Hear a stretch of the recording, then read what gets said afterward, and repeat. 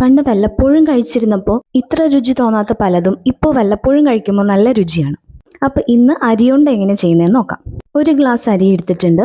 നമ്മൾ ചോറുണ്ടെന്ന് ആ അരി എടുത്താൽ മതി. അത് മീഡിയം ടു ഹൈ ഫ്ലെയിമിലിട്ട് നന്നായിട്ടൊന്ന് റോസ്റ്റ് ചെയ്തെടുക്കണം. ഇത് റോസ്റ്റ് ആവുമ്പോൾ ഇതുപോലെ പൊട്ടി വരും. അതായത് പോപ്കോൺ ഒക്കെ പോലെ ഒരുവിധം നന്നായിട്ട് റോസ്റ്റ് ആയി കഴിഞ്ഞാൽ നമുക്കതിലേക്ക് കുറച്ച് ഏലക്കയും ചെറിയ ജീരകവും ഇട്ട് കൊടുക്കാം. ഇത് കരിയിക്കാതെ എടുക്കണം എന്നുള്ളത് മാത്രമാണ് ഒരു ടാസ്ക് ഉള്ളത്.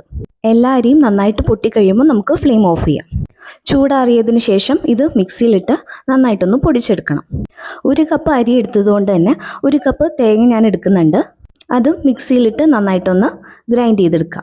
വെള്ളമൊന്നും ചേർക്കാതെ ഒന്ന് ക്രഷ് ചെയ്തെടുത്താൽ മതി തേങ്ങ. പിന്നെ മധുരത്തിന് ആവശ്യത്തിന് ശർക്കരയാണ് എടുത്തിരിക്കുന്നത്. ഞാനൊരു 1/4 കപ്പ് ശർക്കര അതും മിക്സിയിലിട്ട് ഒന്ന് പൊടിയാക്കി എടുക്കുന്നുണ്ട്.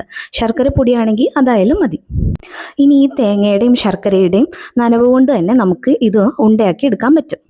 പണ്ട് സ്കൂൾ വിട്ട് വരുമ്പോൾ മിക്കപ്പോഴും ഇത് ഉണ്ടാക്കാറുണ്ടെങ്കിലും അന്ന് അത്ര രുചി തോന്നിയിട്ടില്ല. ഇതിപ്പോൾ കുറേ നാളെത്തി കഴിച്ചതുകൊണ്ടാവാം നല്ല രുചി തോന്നിയത്. ഇതുപോലെ ബോൾസ് ആക്കി എടുത്തു കഴിഞ്ഞാൽ നമ്മുടെ അരിയുണ്ട റെഡിയാണ്.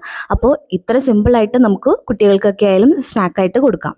ഇതാ കണ്ടില്ലേ, ഇത്ര സോഫ്റ്റായിട്ട് നമുക്ക് അരിയുണ്ട എളുപ്പത്തിൽ ചെയ്തെടുക്കാം. അപ്പോൾ എല്ലാവരും ഒന്ന് ട്രൈ ചെയ്ത് നോക്കൂ.